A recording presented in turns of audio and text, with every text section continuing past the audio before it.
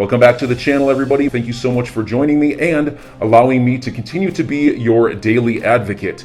If you're new here or you're not subscribed for any reason, please do me a huge favor and hit the subscribe button. Thank you to all of you who have been watching and following me for so long. It truly means a lot, and I'm glad that I can be this person. John Deaton says here, moments ago, Congress approved yesterday a 21% pay increase for themselves. So while Americans suffer from the worst inflation crisis in history, their tax dollars are now busy supporting those who caused it. Well said from Crypto Whale and John Deaton. And you know, what else do we expect? Of course they gave themselves a 21% pay increase. They just solved that whole daylight savings issue. The Fed hikes rates for the first time since 2018 and sees rate hikes coming at every meeting in 2022. Who invited the good news bear? Somebody get him some honey. The news has sent Bitcoin sliding back below 40,000, which has recovered to 41,000 plus. As we know right now, we'll keep an eye on it. Take a look here. While all of that is happening, 100 million XRP purchased by a whale as coin consolidates. Yeah, I tell you, I could never, we relisting this thing? Or are we seeing ODL corridors being serviced? I mean, it's like, what is going on here? Something big is coming, is all I can figure. So that's where we are. Speaking of something big here, I just sat down at the ultimate round table here with Jeremy Hogan, John Deaton, Attorney Seal, Nick Burafedo from Link 2, Ray Fuentes as well, Linda P. Jones, and the GOAT digital asset investor here, as we all met. And I want you to hear this clip where John Deaton tells us exactly what's been going on in his world, meeting with Senate advisors and Warren Davidson to investigate William Hinman and ETHgate. Take a listen. What I'm saying is there an email that says, okay, if I give Ether a free pass, you'll hire me at the fund? No. But imagine this. In the Empower documents, the emails, there's that email where the ethics office advised Bill Hinman that he shouldn't have go to an ad hoc meeting, a dinner where Simpson Thacher lawyers would be. They said, that's not a good idea, don't do it. So, do you think they were aware that he was collecting 15 million? Well, they were aware he's getting retirement. Were they aware that he was going to give that free pass speech while Simpson Thacher's an Enterprise Ethereum Alliance member? I doubt it. And so what we're doing is trying to get the banking committee members. I actually had a conference call today with the policy advisor of Senator Jack Reed, and we've been having these meetings to get them to ask for those inquiries, to ask for an investigation. Was the ethics office consulted in this decision? Because remember, the SEC says that the speech was his personal opinion, then why did he give it? And if there's no other explanation other than $15 million, and then he goes and works for the same people that helped write the speech, there could be some real juicy things in there. What I mean by that is, imagine emails, text messages, bank records, digital wallet addresses. And if we can acquire some of that from an investigation, then we could possibly have one of the biggest financial cases in history. Oh my goodness. Preach it, John Deaton. I mean, listen, I tell you, this thing's heating up, and I want to show you right here. I do not find this tweet from Tom Emmer to be mutually exclusive from what John Deaton just shared about meeting with Senate advisors and Warren Davidson. My office has received numerous tips from crypto and blockchain firms that SEC Chair Gary Gensler's information reporting requests to the crypto community are overburdensome, don't feel particularly voluntary, and are stifling innovation. Goes on to have this letter, which is a bipartisan letter, also including Warren Davidson, Representative Darren Soto, and others.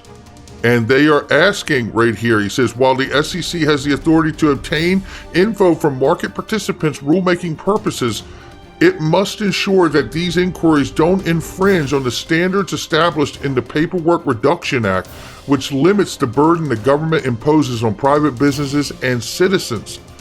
Tom Emmer goes on to say here, crypto startups must not be weighed down by extra jurisdictional and burdensome reporting requirements. We will ensure our regulators do not kill American innovation and opportunities. Well said, Tom Emmer and everyone else involved in that bipartisan letter.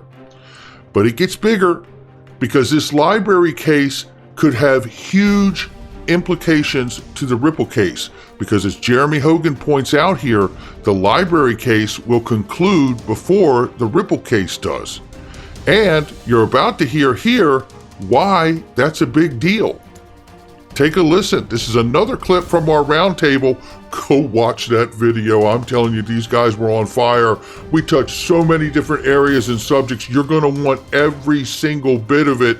And Linda Jones as well. Everybody in there was just remarkable. So take a listen to this clip at why the Lbry case is so important here. Take a listen. Because John Deaton, can you break this down for us at how important this case could be and what's really taking place here? Well, I'd encourage everyone to get involved in the Lbry case. When I say get involved, I mean read up on it, because it's really a sad situation that the industry has let such a small but important platform basically be left on its own island. And it does have absolutely massive implications for the space. In fact, just a couple days ago, there was a CoinDesk article that stated that. And in that article, it said that in some ways, the Lbry case could have even more implications to the market than the Ripple case. John Deaton, can you break? And there you have it. And it's because they're picking on the little guy who doesn't have the budget and the deep pockets that Ripple does. Here you're going to see just some of the frustration. Lbry expressing yesterday that they do not respect the SEC. This is what lawyers were telling them. And it says, lawyers told me it's okay to show up at my depot tomorrow looking sharp but smelling awful as a form of psychological warfare. Gonna eat a plate of garlic for breakfast, then do some CrossFit and not shower. This is the kind of communications taking place. Says the SEC contact us about this tweet and asked us to take it down, like this comment, if you think the SEC should go you know what themselves. Playing nice with the SEC for 4 years has gotten us absolutely nowhere. We're done being nice to these monsters. This was probably obvious, but we've been asked to make this clear by people we do actually respect, our lawyers, not the SEC. Says here, for the record, this is a joke. I did ask them, but our lawyers didn't like the idea or suggest it. Said, I'll be looking and smelling fresh tomorrow. But, you know, you get the frustration with a company that doesn't have the deep pockets like Ripple does. And it seems, it would appear, that this is looking to be a catch-all case for the SEC. That Gary Gensler, as he said in the Jon Stewart interview, we win some, we lose some. And it looks like they're picking on a smaller project, smaller company here to get the win in the legal precedent they need to do what? To label digital assets broadly as digital asset securities. And if the case concludes before Ripple's case does, there could be a huge implication on how the judge may decide to rule or not. We need to get involved and help Lbry as much as possible here. This is another article here that talks about Ripple that may reach all shores, and I'm only going to give you the summation here so I don't have to read the whole thing to you because it lays out a lot of what we all already know. Should the SEC get the outcome it desires, market participants will be forced to assume that any token or digital asset could be considered a security and subject to enforcement action regardless of guidance SEC personnel have given them. It goes on to say everything that we just highlighted here, and about how it will extend the commissioner's power beyond the Securities Act arguably provides. This is why it's so important we all really come to the aid of Lbry as much as we can, because again, where's Jake Chervinsky? Where's Perry Ann Boring? Where's the Digital Chamber of Commerce? Where's the Blockchain Association? Now let's switch gears here. We see Animoca and Ripple back this crypto custodian at $300 million valuation. Hex Trust, a Hong Kong startup, offers custody services for crypto assets and has seen a value rise tenfold in a year to $300 million. Well, that's not all that's going on in Ripple. Brad Garlinghouse says here, as we continue to scale globally, our policy bench deepens with the addition of Michael Warren. Welcome to the board. Ripple says we're excited to welcome Michael Warren to our board of directors. Michael will play a key role at Ripple as we continue to champion regulatory clarity in the U.S. and expand our presence in global markets. Take a look at this. Looks like we're gearing up for some big global cross-border settlements to me. If we take a look at this insights from Ripple here, it says it's been an exciting, fast start to the year here at Ripple, welcoming many new team members to launching our annual Crypto Trends Report, to seeing exciting momentum with the Creator Fund. They hit the ground running in 2022 and no plans of slowing down here. They say they're excited to announce the newest board member, Michael Warren. He joins Ripple with over 20 years experience advising clients on international growth strategies, stakeholder management issues, and economic geopolitical issues after global markets. Warren is managing director of Lbry Stonebridge Group, part of Denton Global Advisors, where he consults companies, investors, stakeholders on navigating challenging businesses or business regulatory landscapes in new emerging markets. Goes on to say, check this background out. Warren has served on administrations of 2 presidents. He was senior advisor of White House Presidential Personnel Office during Barack Obama's first term in 2010, and President Obama appointed Warren to serve on board of directors of the Overseas Private Investment Corporation, where he served on the audit committee until his term ended in 2019. During the Clinton administration, he was executive director of National Economic Council at the White House and served in the office of the Secretary of the U.S. Department of Labor. Come on in. Yeah. Yale, Oxford, forget about it. This guy.